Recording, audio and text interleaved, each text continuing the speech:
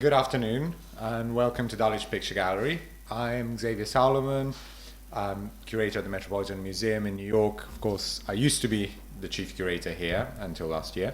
And this is an exhibition that I started working on 4 years ago here at Dulwich and that you will see today and that I will discuss in this lecture with you this afternoon. The exhibition takes as a starting point the grand portrait of Emanuele Filiberto of Savoia, the Viceroy of Sicily, the Prince of Oneglia, and one of the great masterpieces by Van Dyck in the collection at Dulwich Picture Gallery. As many of the exhibitions I have curated here at the gallery, the starting point is always one of the great works in the collection. And when we think of Van Dyck today, we tend to think of him, of course, in England as the great author of the swagger portraits of the 1630s up to his death in London in the early 1640s, the whole decade spent at the court of Charles I and the Stuart court. But we also think sometimes of Van Dyck as the young man, the young artist in Antwerp who grew under the influence and studied with the great painter Rubens. And sometimes we think of him as the Italian artist who spent, again, almost 10 years in Italy, based primarily in Genoa, but also traveling to Rome, Venice, Florence, Turin, and many other Italian cities. Few people know or think about Van Dyck's Sicilian period. The year and a half he spent in Palermo in one of the most difficult situations that the island was in at that point, with the plague ravaging the city and the neighboring cities and the whole of the island. And Van Dyck spent a year and a half there between 1624 and 25. And the reason he went there was to paint the portrait of the Viceroy that you see here in the slide. So the exhibition grew from this portrait and expanded more and more as we kept trying to come up with a project about the portrait itself. And the key thing about the portrait, that's one of the very interesting things about it, is that the suit of armor, that the Viceroy is wearing in the portrait actually still exists in the Royal Armories in Madrid, and the painting and the armor were put together in two previous exhibitions in the last 5 years at Venaria Reale near Turin and more recently in Washington at the National Gallery of Art. And here you see an installation along the lines of what we've done in the show today with the portrait and the armor next to it. So the decision of reuniting the two for a British public then developed into a broader look at the 4 year and a half that Van Dyck spent in Palermo. And I'm very proud to say, as the curator of the exhibition, that we managed to put together in 3 rooms here at Dulwich Picture Gallery every single work that we know or think was painted by Van Dyck during this year and a half. They're all here at Dulwich. And they come from the corners of the world. We have paintings from London, but we also have paintings from New York, Texas, Puerto Rico, Spain, and works from Italy. So it is a very condensed, small show of 16 objects, but all of which are telling very important stories and part of Van Dyck's period in Palermo. But let's start with the man himself. And Anthony Van Dyck here in 2 self-portraits from more or less the same period, one on the left from the Hermitage in St. Petersburg, the one on the right from the Metropolitan in New York, and currently in the show, that show us Van Dyck as a young man in his early 20s in between England and Italy at this point. He was born in 1599 in Antwerp from a rather wealthy family, and as I said, he studied under Rubens to start with and became the most important and key assistant in the Rubens workshop in the late teens. And of course, the great Samson and Delilah by Van Dyck here at Dulwich Picture Gallery is one of the great key works from this period of collaboration between Van Dyck and Rubens. But here you see him as the young dandy of the day, traveling across Europe with many letters of introduction from Rubens. And these 2 portraits, unfortunately, we don't have a self-portrait by Van Dyck during his Sicilian period, or better, we do have one, but as I will discuss later, you can't really see it now, it's painted underneath another picture. But these 2 give us a sense of what he would have looked like and what people would have seen when he reached Palermo. And they fit very well with a very beautiful description of the young Van Dyck by Giovan Pietro Bellori, his key early biographer, Italian biographer in Rome, who met him in 1623 in Rome, and describes him in quite a lot of detail at that point. And he says that Van Dyck at this time was still young, his beard barely sprouting, yet his youth was accompanied by grave modesty of character and nobility of mien, albeit he was small in stature. His manners were those of a lord rather than a commoner, and he appeared resplendent in rich attire of suits and court dress, because he had been accustomed to the society of noblemen in the school of Rubens. And being by nature grand and eager to become famous, therefore, in addition to his fine clothes, he adorned his head with plumes and hatbands, with gold chains crossed on his chest, and kept a retinue of servants. If you look at these two paintings, of course, you would never think this man is a painter. You would think he's a great aristocrat of the day, and you can imagine how self-assured, searching for fame, Van Dyck must have been at this time in his early 20s as he's going out into the world. And the portrait from the Metropolitan in the exhibition dates from around 1620-21, when Van Dyck was briefly at the court of James I in London. And this is a picture that then entered an English collection. It was in the collection of the Earl of Arlington and eventually reached New York and the Metropolitan Museum from England. Both portraits are very influenced by Titian and by the grand Italian tradition of portraiture, which Van Dyck would have known about first through Rubens in Antwerp, but then through direct encounter with the work of the old masters in Italy. 1621, Van Dyck arrives in Italy. He establishes himself in Genoa, but as I said, he traveled around, reaching Rome and Venice and Florence and many of the major cities in Italy. And at this point, he's producing mainly grand portraits of the Roman and Genoese aristocracy. And this is really where the basics of Van Dyck's art find their foundation. This is one of the greatest portraits by Van Dyck, and I would argue probably his best portrait of his entire career as far as I'm concerned. The portrait of Cardinal Bentivoglio, made in Rome in 1623, soon after he arrives in the city. In fact, Van Dyck is staying with Bentivoglio in his palace on the Quirinal, and the Cardinal had links to Flanders and was a very ardent patron and very interested in the visual arts. But here you see this life-size, full-length, very flattering, very grandiose, magnificent portrait of the Cardinal in his scarlet robes, with his swagger, wonderful curtain behind him, the columns in the back and the table with a still life. And this is exactly what patrons would have wanted from Van Dyck at the time. This is exactly what the Viceroy of Sicily wanted from Van Dyck when he traveled to Palermo.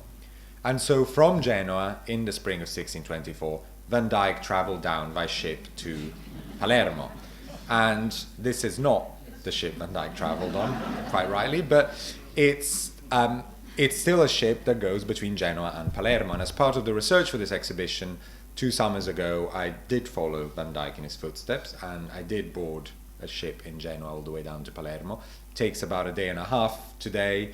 At the time, it would have taken a few weeks, stopping along the way in all the major harbour cities of Italy, along the coast of the Tyrrhenian Sea. Genoa is a city like Palermo that has changed very much, of course, since Van Dyck's day, but many of the key features of the city are still there. The harbour with medieval buildings, much transformed, but you can see some towers and remnants of these medieval buildings along the waterfront. And the great Strada Nuova, which runs at the back of the harbour, halfway up the hill, which of course was decorated with the grand palaces of the Genoese aristocracy that Van Dyck must have known well, and that Rubens knew well during his previous trip to Italy 10 years before, and that he was recording at the point in a volume on the palaces of Genoa, written and engraved and decorated by Rubens. The shock of the movement from the travel from Genoa to Palermo must have been huge, and indeed it is still huge today. And suddenly you're catapulted from a Western, medieval to Baroque city to a much different place. And Palermo, as the capital of Sicily, is, in some ways closer to Africa than to the rest of Europe. It is a city that, because of its historical, political, social history, is fascinating in its mixture of cultures and influences. Under Islamic rule for a certain period in the early Middle Ages, still has many Islamic artifacts left and buildings of Islamic origins. But of course, the great Norman buildings, the great Norman cathedral, the royal palace, the great mosaics of the age in Palermo and in the outskirts in Cefalù and Monreale as well. We don't know what Van Dyck thought about all of this. We have no evidence, personal evidence or people reporting on what he thought about these places, but it is worth thinking, and it is interesting to think how he might have responded to such an exotic place, and most definitely, I would argue, the most exotic place Van Dyck ever visited in his life. Here you see a view of Palermo from the ship arriving in the harbour, and this is the main road, one of the two main roads, the so-called Via del Cassero, that goes up to the royal palace. That little turret you see there is, in fact, part of, as we'll see in a second, part of the royal palace, which spreads to the left. This is the cathedral, originally Norman, much refurbished later in the 18th century, mainly. The young Van Dyck lived here, next to this. This is the church of Santa Maria di Porto Salvo. Here you see the Cassero, the road I was mentioning, and he lived about here on the left in one of these buildings. Of course, these are modern buildings that have long replaced Van Dyck's house. He was the guest of a man called Henrik Dyck, or Henrik van Dyck, where it's unclear if he was a relative of the artist. Of course, the surname is very similar. He was the Flemish consul in Palermo. Palermo had a very prominent, very important Flemish community, and of course, it's obvious that Van Dyck went along with the community to start with. And the consul let Van Dyck stay in his house for the full period and provided food for him in exchange for paintings, and there are contracts about this, and we know that Van Dyck painted at least two crucifixions, different crucifixions for Dyck, for Henry Dyck, who was a merchant and was very involved with the commerce of textiles and various other goods, tapestries as well from Flanders, of course. But the reason, as I mentioned, Van Dyck went to Sicily was, of course, to portray the Viceroy. And Van Dyck had already links with the Viceroy's family. Emanuele Filiberto of Savoy was the son of the Duke of Savoy, Charles Emmanuel I, and Van Dyck had visited the court of Turin probably earlier in the 1620s, possibly with the Countess of Arundel.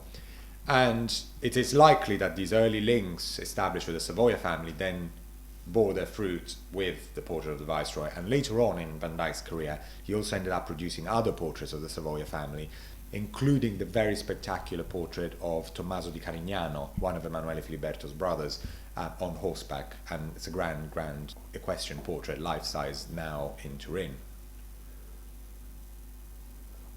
Emanuele Filiberto was the third son of the Duke. His elder brothers were, of course, destined to be the future Duke, and another was a Cardinal Maurizio.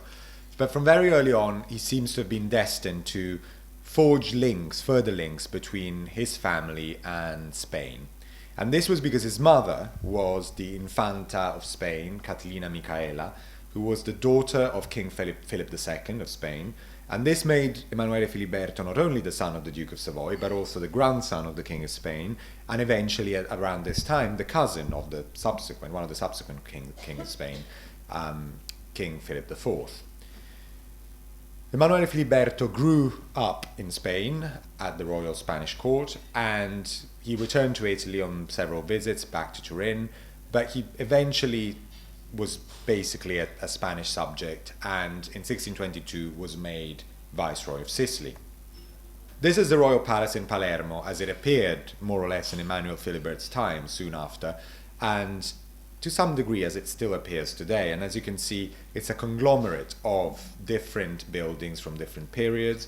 At its heart is a Norman structure where the famous Palatine Chapel is to this day with the golden mosaics, and then various buildings attached at different points, including the 16th century Porta Nuova, which was one of the gates into the city, and this again is the Via del Cassero, so this is the other side, goes all the way down to the sea, past the cathedral, past Van Dyck's house, down to the harbour. And this is also where Emanuele Filiberto kept most of his collection of artworks. Between the door and the palace, there were corridors. One of them was used as the armory, where many of his armors and weapons were kept. Another room in this space was used for technological instruments, clocks and such. And we know that Emanuele Filiberto was particularly interested in science and mathematics.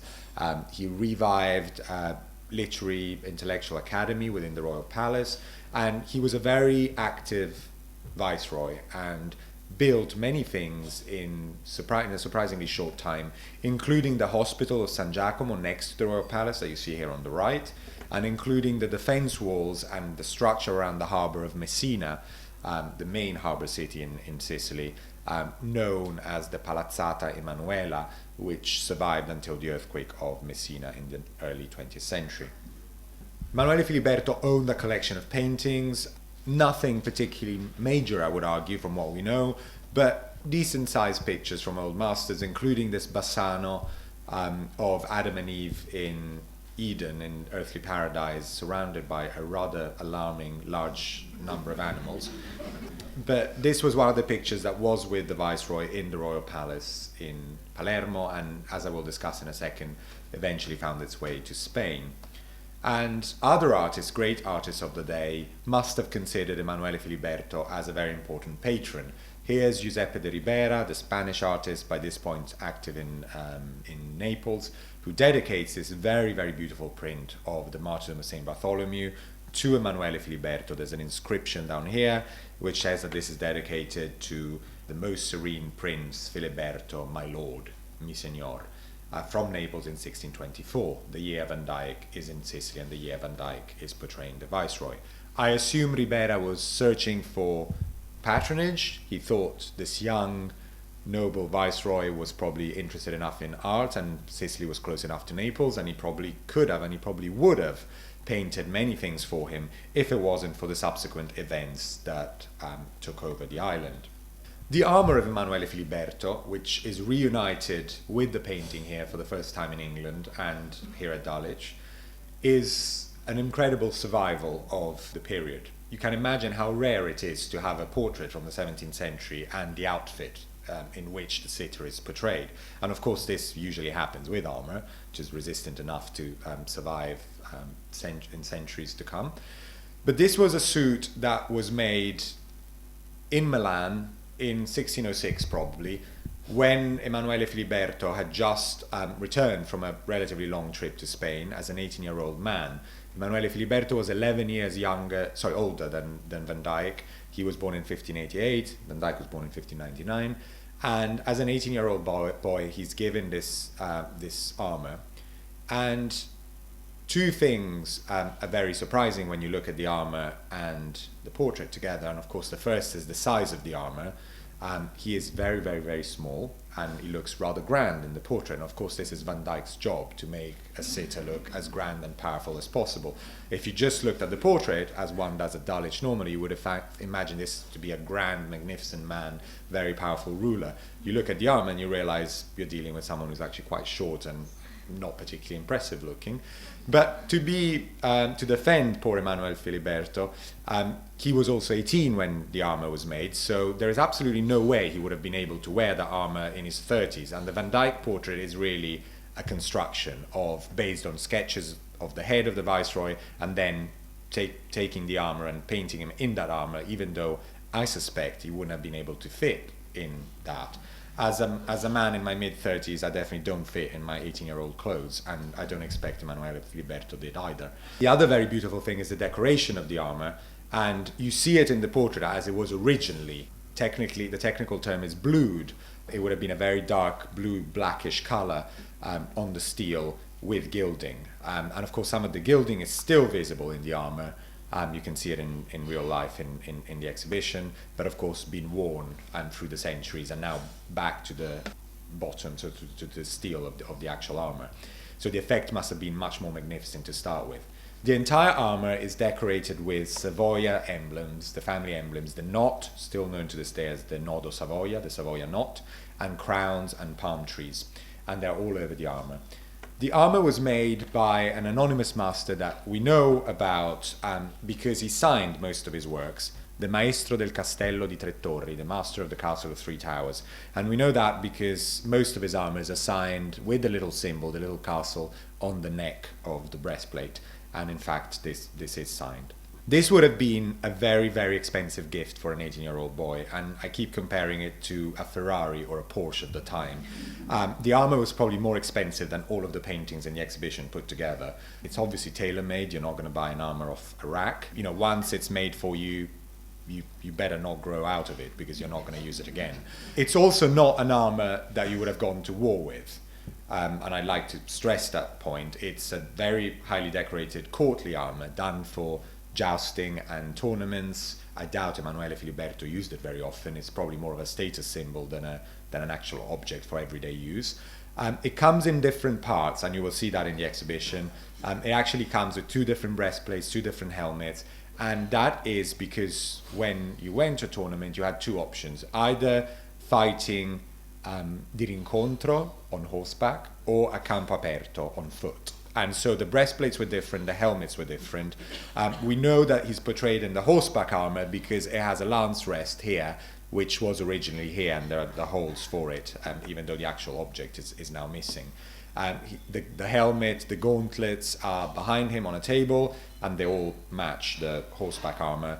He's also shown with a sword, which is unfortunately missing, even though we do know the armor came with a rather expensive and exciting gadget, a treble barrel gun, probably much more effective than the sword. The portrait was made in the spring of 1624, as soon as Van Dyck arrived in Sicily. And it was probably the portrait described by Fiocchetto, who was the doctor of Emanuele Filiberto, who wrote a short biography of the Viceroy after he died.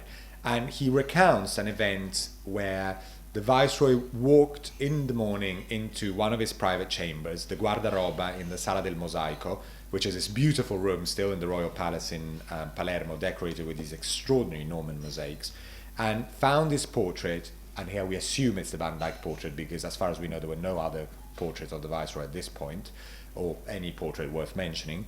Found that it had fallen off the wall of its hook and was face down on the floor. And the Viceroy took this as a particularly ill omen, being superstitious himself.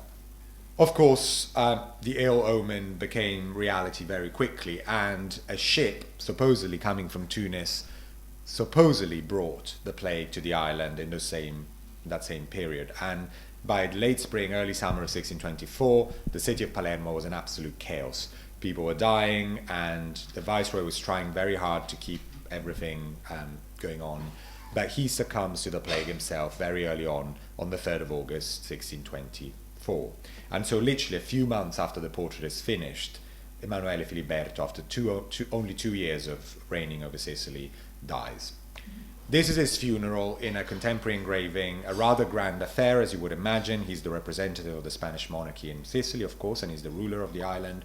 A very, very grand catafalque designed by local artists, with the Viceroy's coffin in the middle of it. This is the nave, the center of the Cathedral of Palermo. The seat of the Viceroy covered in mourning. On the other side, the Archbishop of Palermo, who was a Genoese man called Giannettino Doria. And Giannettino Doria is really one of the key characters in this whole story. In a way, he plays the bad cop throughout the whole period, but he's also the man that takes control over what's happening in Sicily at this point. And what he has to do to start with is deal with the inheritance of the Viceroy. The Viceroy dies without being married, without children. Soon before he dies, negotiations were carrying on for a possible marriage with Gonzaga princess in Mantua. But of course, it's been argued the Van Dyck portrait may be part of this process, and it may have been destined to the girlfriend. But I don't think actually that was the case, and the portrait was probably simply a state portrait. In any case, Emanuele dies without any heirs, and the interesting thing is that in a previous agreement with his father, the Duke, and with his brothers, it was decided that the entire dowry of their mother, Caterina Micaela, given by the King of Spain, would go to Emanuele Filiberto alone to forge further links with Spain. And of course, as soon as he dies, in his mid-30s, everyone is quite keen to get this money back. And Emanuele leaves, rather curiously, I don't know why this was the case, but he leaves everything to his sister, the Duchess of Modena.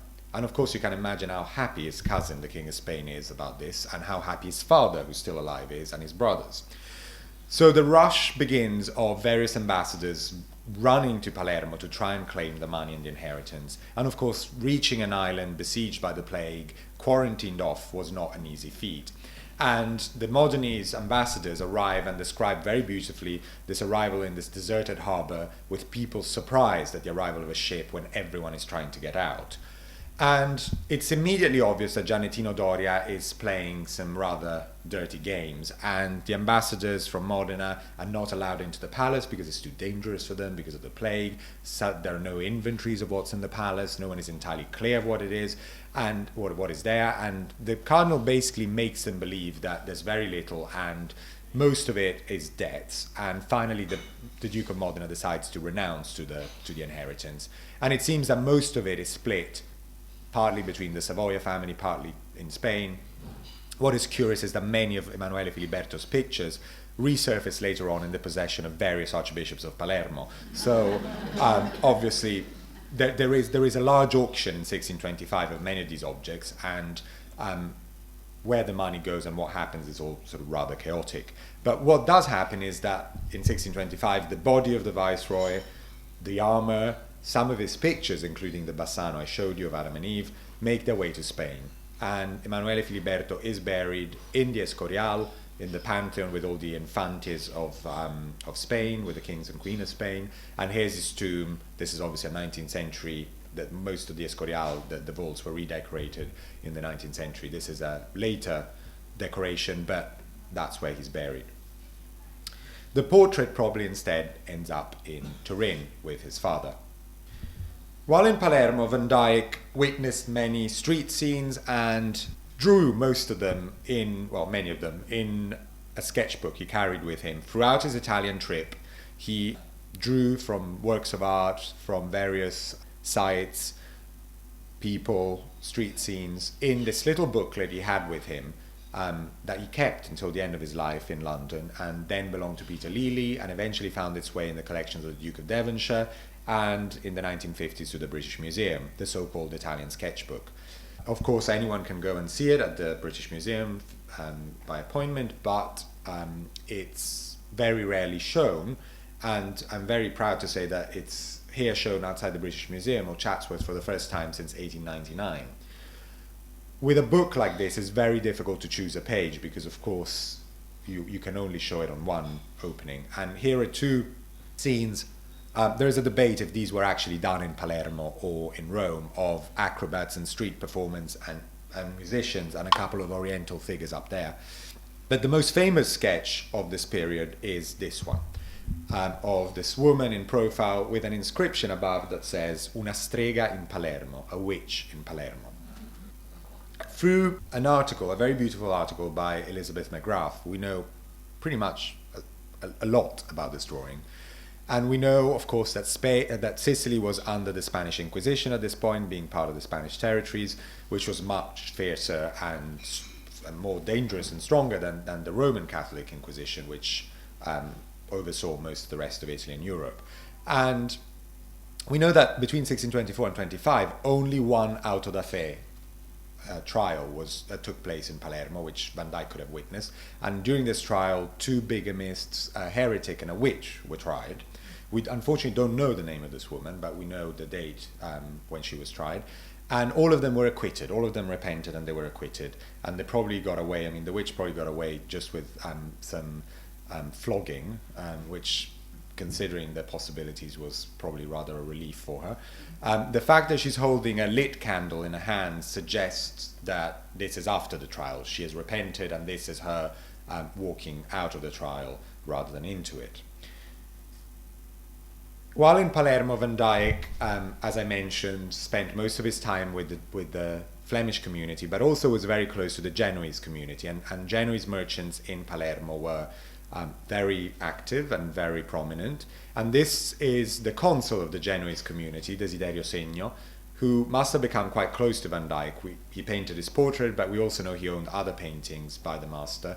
And he was of Genoese descent, but in fact his mother was Sicilian. And he's also portrayed in 1624 in this glorious portrait from the Liechtenstein collection. He was the consul of the Genoese community, which gathered around the church of San Giorgio dei Genovesi here on the left, near the harbour, and the Genoese community was around there. And within the church, in the left transept, still is, the Segno Chapel. The crucifix is a later addition. Originally, this chapel had a Palma il Giovane altarpiece, which is still in the church, but somewhere else. And it has a prominent inscription at the top about the Segno family. And Desiderio also owned a castle in Sala Paruta, outside Palermo, unfortunately destroyed in an earthquake in the 20th century. This is all that remains of the castle. But this is where he died later, after Van Dyck left Sicily as a young man. And this is probably where the portrait originally was kept. The most interesting encounter Van Dyck made in Sicily was with the aged painter Sofonisba Anguissola. She was of noble descent from the Counts of Anguissola in Cremona. As a young woman, she moved to Spain and was a lady-in-waiting to the Queen of Spain, and taught drawing and art to the daughters of the Queen, the King and Queen, so to Caterina Micaela, the mother of Emanuele Filiberto, but also to her sister Isabella Clara Eugenia, who then becomes one of the great patrons of Rubens and Rubens' tapestries. Sofonisba marries a Sicilian man, nobleman, Moncada. They move to Sicily, they live there for a while. Moncada dies, she moves back to Italy, eventually marries a second time to the Genoese merchant Orazio Lomellini, and with Orazio they move back to Sicily and Palermo, and this is where Van Dyck sees her. And he does this very beautiful little sketch of Sofonisba in the book, and around it writes in Italian an account of the visit, and it's one of the most fascinating, touching accounts of an encounter between two artists that I've ever encountered in the 17th century, or really in the early modern period. And it's worth quoting here in translation in full because it is just so extraordinary. Van Dyck says that this is a portrait of the painter Signora Sofonisba, done from life in Palermo in the year 1624 on the 12th of July, her age being 96 years, still with a memory and brain most quick and most kind. And although she has lost her sight because of her old age, she enjoyed to have paintings put in front of her, and with great effort, by placing her nose close to the picture, she could make out a little of it, and she took great pleasure in that. As I was doing her portrait, she gave me various recommendations of not to take the light too high, so that the shadows of the wrinkles of old age should not be too strong, and many other good suggestions. And she also told me part of the story of her life, from which I learned that she was a painter from nature, and a miraculous one, and the greatest misfortune was that she could not paint any longer because of a lack of eyesight, even though her hand was still firm and with no tremor whatsoever. It's a really, really remarkable account. This is where Van Dyck would have visited Sofonisba. We know she lived in the little square next to the Church of the Piliere. Of course, these are modern buildings, but that's more or less where Sofonisba shared a house with Orazio Lomellino. And Orazio Lomellino was also one of the consuls of the Genoese community, together with Desiderio Segno. Van Dyck most likely produced a portrait after this drawing, and of course the visit on the 12th of July, I suspect, was not an isolated visit. There must have been more subsequently, but this is a fragment, much a braided fragment of a portrait which I suspect would have been half length along the lines of the drawing.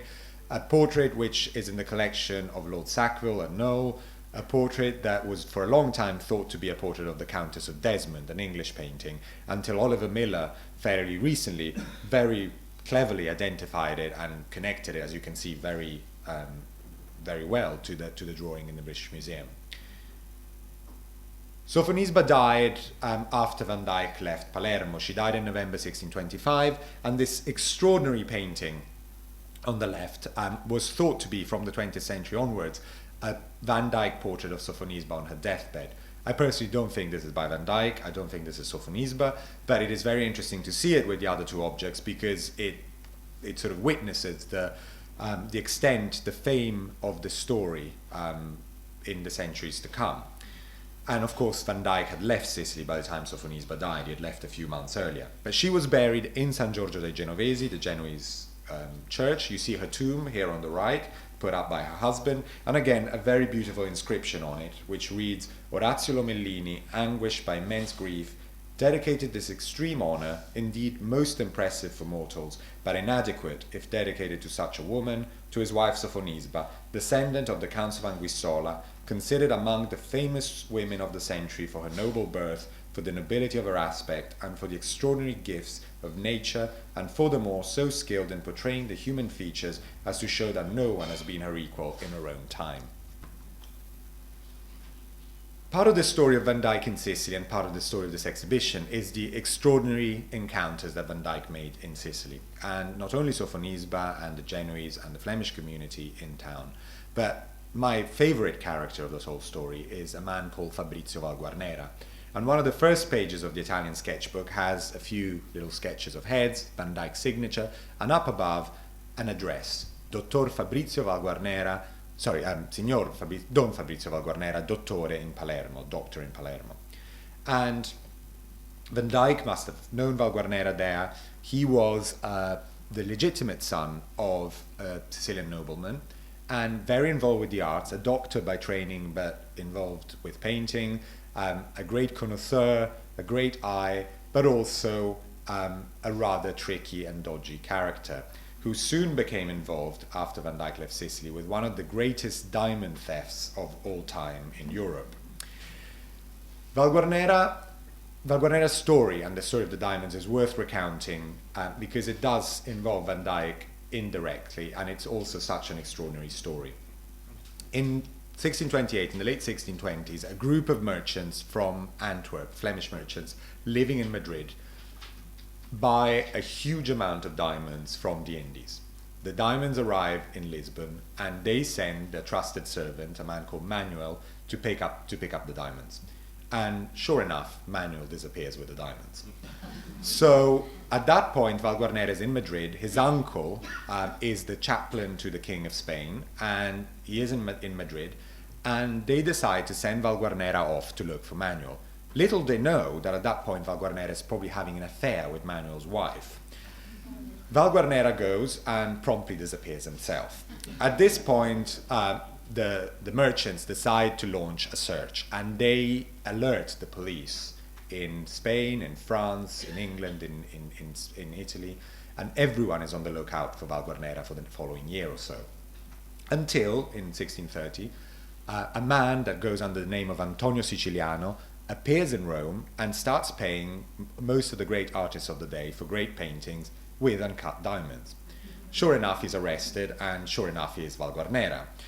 And the trial documents reveal an extraordinary story. Valguarnera recounts in his deposition that he indeed met Manuel and found the diamonds and decided to take part in the theft. By that point, Manuel had spent most of the diamonds, he says, in clothes and whores. So he decided to partake in the spending of the second half of the diamonds. And along the way, as they're traveling across France to Italy, he's tempted on several occasions to kill Manuel and run off with the rest of the diamonds. But having reached Genoa, he has a vision of the Virgin Mary, who tells him he should not kill Manuel, and he should actually use the diamonds for good deeds. And the good deed being commissioning great works of art with which he could do an exhibition for the feast day of Santa Maria di Costantinopoli, the Virgin patron of Sicily and the Sicilian community in Rome. And this is promptly what Valguarnera does until he's arrested. The next chapter of the story is that all the artists involved with this situation are interviewed as well, and their depositions are fascinating. Giovanni Lanfranco, the great Bolognese artist, says that he was given 2 diamonds by Valguarnera, a very large one which he sold and bought a villa with, a smaller one with which he made a ring for his wife, but unfortunately the wife lost it a few days earlier and they can't find it. Poussin, who produced this painting for Valguarnera, says that he never saw any diamonds and he was only paid cash. And Lanfranco promptly responds that everyone knows Poussin is a liar, and of course he was paid in diamonds like everyone else. And so on. And many other artists, Valentin de Boulogne and many other dealers as well, Stefano Roccatagliata and various others, are interviewed at the same time. And the whole thing goes on until, in the midst of the trial, Valguarnera dies in prison in early 1631, probably with a fever, possibly poison, but this is really the end of the story. And you can't help but feel sorry for the poor merchants who, of course, never see their diamonds ever again.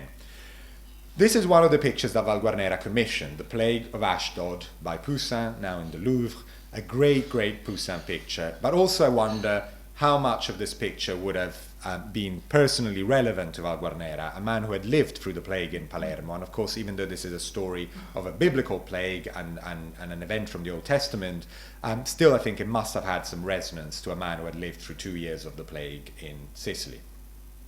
The interesting thing about Valguarnera is that he owned great works of art, and he also commissioned immediately after copies of them. And the suspect arises that he was in some sort of dealing where he would sell, for sure, copies as originals. And sure enough, a copy of this Poussin exists, which also belonged to Valguarnera, commissioned from Angelo Caroselli, an Italian painter, and now in the National Gallery in London. The Great Stoning of St. Stephen by Van Dyck, in the exhibition from Tatton Park, is a picture that is first mentioned in the 18th century in Spain, in the church of San Pasqual Bailon in Madrid. It was said in the 19th century, when it arrives in England, to have originally come from the Spanish chapel in Rome, the church of San Giacomo degli Spagnoli, and this has been repeated ever since. I personally think this is not the case, and frankly, if Van Dyck had painted in his early 20s an altarpiece for a church in Rome, this would be recorded in the documents to do with the church, in any of the guidebooks that do describe the church in quite a lot of detail, or mainly by Bellori himself, of course, was in Rome and knew Van Dyck well, and frankly, the commission of a large altarpiece for a national church in Rome would have been something to talk about in an artist's biography. There are copies of this picture, one in Palermo, one in Catania, and that suggests that the picture was known, or as I think was, in Palermo at some point. And there is also a very interesting document from 1626, a year after Van Dyck leaves Palermo, in which Fabrizio Valguarnera lends a group of 4 paintings by Titian and a large stoning of St. Stephen by Van Dyck to Desiderio Segno, the Genoese merchant, in exchange for a loan of money. And the size of that picture is slightly larger than the Tatton Park painting, which of course creates a problem, but I think the Tatton Park picture might have been slightly cut down, or it was originally mentioned with a frame, so these are the measurements with a frame, and if you do add a frame to the picture, it seems to work out. Of course, the suspect comes to mind that at the same time, Valguarnera had also commissioned 4 copies of his Titians from a Flemish artist in Palermo, a different Flemish artist, not Van Dyck. And I wonder what poor Desiderio Segno actually got. And since there are 2 copies of this picture in Sicily, I wonder if he actually got a copy rather than the original. In any case, Valguarnera goes to Madrid in 1628 before the diamond theft, and he's said to have sold most of his collection at that point as he was in need of money. And this would explain how the stoning of St. Stephen would have got from Palermo to Madrid. It is also interesting that in his will, Valguarnera in prison writes a will rather quickly as soon as he's imprisoned, and he commends his soul to St. Stephen, one of his patron saints. So this would work obviously very well. This is the great moment of Stephen's death, the first Christian martyr, being stoned to death by the executioners here, angels coming down from heaven with a palm for his martyrdom and crowns of laurel. This is the moment described in the Acts of the Apostles when Stephen looks up to heaven and asks for forgiveness on behalf of his executioners just before dying. The little boy to the right, running away and with clothes at his feet, is the young Saul to become St. Paul, who the Acts of the Apostle again described as the boy who, with whom the executioners entrusted their clothes and cloaks.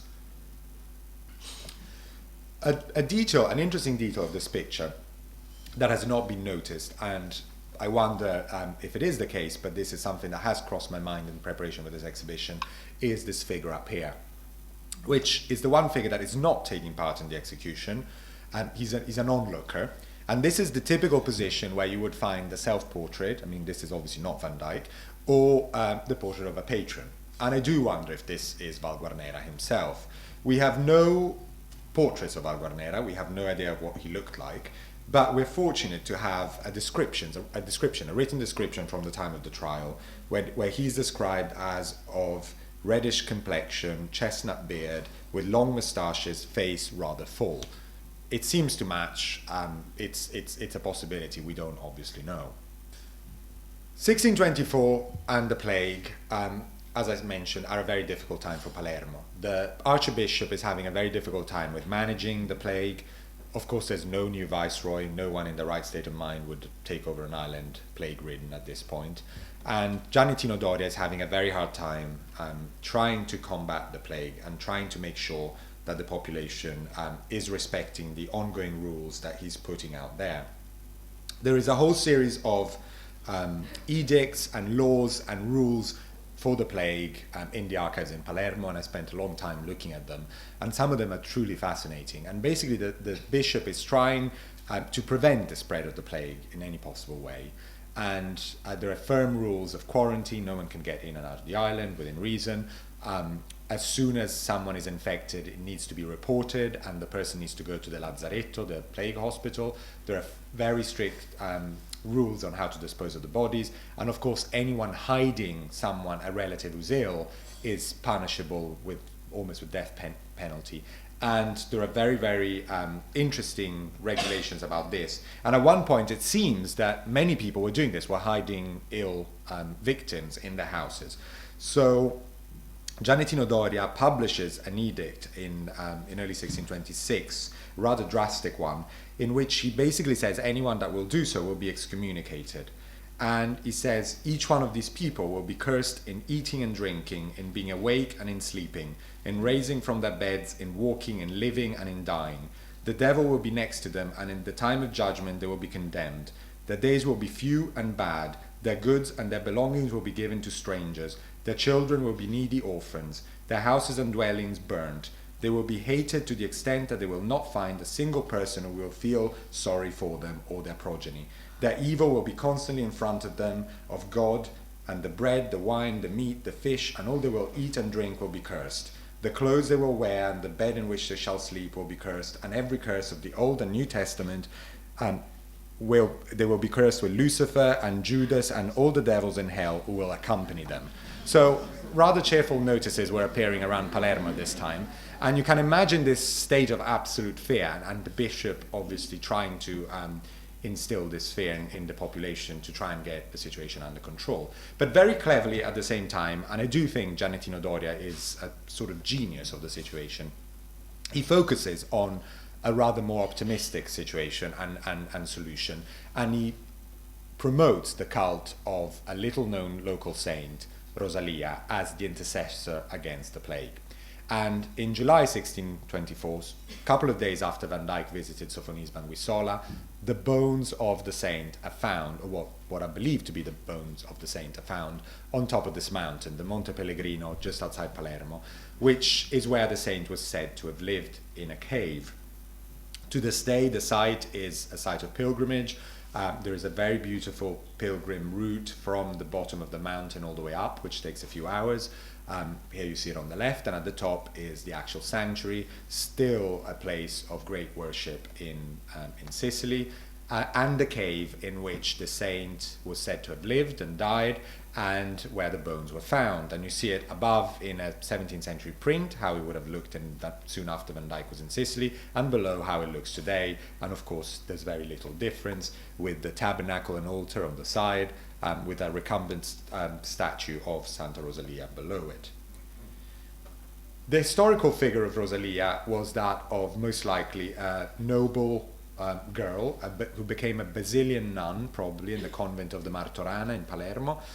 Here you see an icon, an early icon from Sicily, showing various saints venerated at the time: Saint Elias, Venera, Rosalia, and Oliva. And Rosalia is the one on the extreme right, dressed in the habit of a nun. She first gave up her worldly goods from a noble family and moved in a cave near her father's properties in the Quisquina, still to this day, very far away area in the woods, in the mountains outside inland from Agrigento. Still a place of pilgrimage. This is the complex now, and the cave where Rosalia is said to have lived, with a statue of the saint there. And she soon moved to the Monte Pellegrino, where she's said to have died, outside Palermo, which was supposedly a gift from the king of Sicily, the Norman king of Sicily at the time. As soon as the bones are found, of course, Saint Rosalia becomes the key figure for the plague. Pictures of her are produced, statues, the relics are brought in procession. Of course, the official story is that the plague miraculously stops as soon as Saint Rosalia's bones are found. In real life, the plague went on for 2 years, but Rosalia did become a symbol for the plague, and here are some of the first images of the saint produced in this time by a rather mediocre Sicilian artist of Genoese origins, someone called Vincenzo La Barbera, who was from Termini Imerese, a small town near Palermo. And on the left, you see what is probably, most likely, the very first image of Rosalia produced in the wake of the finding of the bones.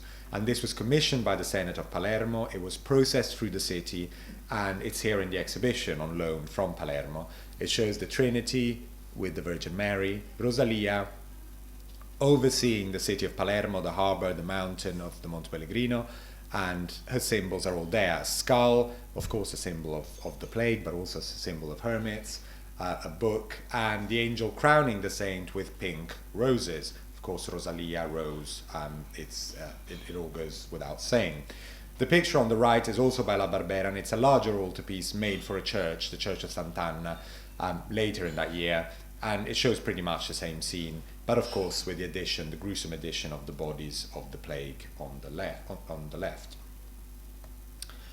Van Dyck steals this image, and the very first, we think, image of Saint Rosalie by Van Dyck pretty much plagiarizes poor Vincenzo La Barbera, coming up with a much better result, one has to say. Here's Rosalia outside her cave with her straw mat on which she slept. She would sleep over there, overseeing the Monte Pellegrino and the city of Palermo. Of course, the cave is meant to be on the Monte Pellegrino, but she's pointing to the location. The group of houses down there, curiously enough, is exactly the group of houses along the Cassero near the harbour where Van Dyck would have lived, and I wonder if one of them was indeed Van Dyck's house. And you have the skulls for the plague down there. Van Dyck produced a whole series of images of Saint Rosalia. 5 of them survive from Puerto Rico, this one, from the museum in Houston, Texas, the Metropolitan Museum in New York, collection of the Duke of Wellington at Apsley House, and the Prado in Madrid. More probably did exist, as there are mentions in inventories and documents that don't seem to match in terms of size with any of these. But all the 5 surviving ones are exhibited in the exhibition for the very first time ever, and it's quite remarkable to have them all together in one room. And here are 2 of them, the one on the left from Apsley House, the one on the right from the Prado, showing the different formats, the different type of pictures, but effectively Van Dyck establishes Rosalia's iconography. She's always represented in a simple outfit, grey or brown, and probably connected to the Franciscans, because the Franciscans did have a little hermitage near the cave of St. Rosalie on the Monte Pellegrino, so I wonder if there was a sense of sort of appropriation of Rosalia as almost a Franciscan saint. Later on, she does become a very important saint for Jesuit propaganda across Europe. Bones of St. Rosalia reach Antwerp later when Van Dyck is there, and Van Dyck does paint an altarpiece with St. Rosalia for this confraternity in Antwerp for the Jesuits. And she's always with her skull and crowned with the pink roses. And this is Rosalia in glory, picture now at the Metropolitan Museum in New York, with further details, again, the city of Palermo below, this little angel here holding the skull, and another one holding its nose as a symbol of the plague. It's a very common theme with plague-related pictures, the idea of the sort of stench of death and the stench of the pestilence. If you turn the picture upside down and you x-ray it, you realize that it's painted over a self-portrait. And this is what I mentioned at the beginning, the one possible, well, the only self-portrait we know from the Sicilian period. Of course, Van Dyck must have reused the canvas, turned it upside down, painted St. Rosalie over it. And this is the picture, probably the Santa Rosalia in Gloria, the St. Rosalie in Glory, which did belong indeed to Desiderio Segno, together with the portrait, and was later in another remarkable Sicilian collection, that of Don Antonio Ruffo in Messina. To this day, there is only one work by Van Dyck in Sicily, a large altarpiece in the Oratorio del Rosario at San Domenico, and it's the one picture that everyone keeps asking me, why is this not in the show? There are 2 reasons. The first reason is that it was entirely painted in Genoa after Van Dyck left Sicily and then shipped to Sicily. So we are in this rather strange situation where the one and only Sicilian picture now by Van Dyck wasn't painted there. More practically because it doesn't fit through the door of the oratory and it's impossible to get it out. But this is a picture that has actually never left the oratory. It's never been in any of the Van Dyck shows, but it's a very grand and very interesting picture. Here's the oratory on the left in this tiny alleyway behind the great apse of the Church of San Domenico, and you see its interior on the right it's on the high altar, but with the remarkable decoration, later decoration, 18th century, by Serpotta, the great stucco sculptor in Sicily. And I have to say, for anyone who knows Palermo, anyone who wants to go, the great oratories decorated by Serpotta are some of the absolute masterpieces in the city. Of course, the oratory would have looked much more simple and different if somewhat along the same size when Van Dyck was there. But here it is, and this is the Great Ex Volta for the plague. It's actually commissioned in 1625. There is a contract for it, in which, interestingly enough, Van Dyck it is specified that Van Dyck is to paint this painting in Naples or wherever he feels like, on condition that it is handed in Palermo eventually. And the picture does arrive in Palermo in 1628. As I say, probably largely painted in Genoa. It's a great Titianesque exercise with the Virgin and Child in glory, and of course it's the Madonna of the Rosary. The Madonna, aided by the angels, is dispensing rosaries and crowns of roses to the saints below, Saint Dominic, Saint Vincent, Saint Catherine of Siena, Saint Sebastian, another patron saint for the plague, and of course the four female saints of Palermo, including Santa Rosalia, who is over here with a blonde hair, kneeling in front of the Virgin and pointing to the skull on the floor, and of course again the motif of the boy holding its nose and running out of the picture. Here is the painting again with a preparatory drawing in a private collection for it. Santa Rosalia to this day is one of the great presences in Palermo. Since Van Dyck's days, since 1625, a great procession is held every year for the Feast of St. Rosalie in July. Still to this day it happens, and here it is. This is the reliquary coffin with the bones of St. Rosalie, not the one that Van Dyck would have known. There was an original reliquary which is illustrated in the catalogue but looked different. This is a later 17th century one, still used to this day, still processed out of the cathedral and across the city for a day in July. Here are some of the moments, well into the evening. On the left you see a newborn child being presented to St. Rosalie, and of course old people are presented to it, and everyone tries to touch the urn, and people are still incredible, and of course pink roses all around it, and people give offerings and flowers to it as it goes across the city. And then, like now, the religious and civic personalities of the city, the viceroy and the archbishop or their descendants, still run the feast day. Here is the Archbishop of Palermo today and the mayor behind him, and it's still very much the great feast day in the city. This is the culminating moment of the feast, when the reliquary, having traveled across the whole of the city, is brought to the main square where the four main quarters of Palermo reach the center of the city, the heart of the city, and the reliquary goes around the square, blessing each quarter of the city before returning to the cathedral and returning to the chapel where it stays during the year. The Role of Rosalia in Palermo, as I say, since 1625 and since 2024, since Van Dyck was there, is pivotal to the city. To the point that the football team of Palermo still wears pink shirts in honor of Rosalia. And this is just to give you a sense of how important the cult of the saint has become for the city still to this day. So I hope you all enjoy the exhibition and have time to look at the pictures properly. Of course, a lecture is never a good enough substitute for the real paintings themselves. But I hope to have shown that the year and a half Van Dyck spent in Sicily was a remarkably interesting one, and full of very interesting encounters and personalities, and in many ways a key moment in Van Dyck's life. Fortunately for all of us, Van Dyck didn't die. The question does come to mind: what would have happened if Van Dyck died in the plague in Sicily? What would British portraiture look like? What would Gainsborough and Reynolds look like? Would British portraiture as we know it actually even exist? The 10 years Van Dyck spent in England were key for the whole development of British art history subsequently. Of course, thankfully, for us and for everyone else. He didn't die, and he did reach the mainland in 1625, later in that year, and then spent another 2 years in Genoa before heading back to Antwerp and then to England in the early 1630s. The portrait of the Viceroy is really the key image of this exhibition, but so is Saint Rosalie, who becomes the celestial intercessor after the death of the Viceroy, and this whole wonderful link between the saint, the city, the rulers of the city, the Viceroy, the Archbishop, and the inhabitants, the Genoese merchants, Sofonisba and Guisola. Van Dyck himself tells a fascinating story. I hope you all enjoy the show and have time to look at it, and I'd like to thank you for coming today. Thanks.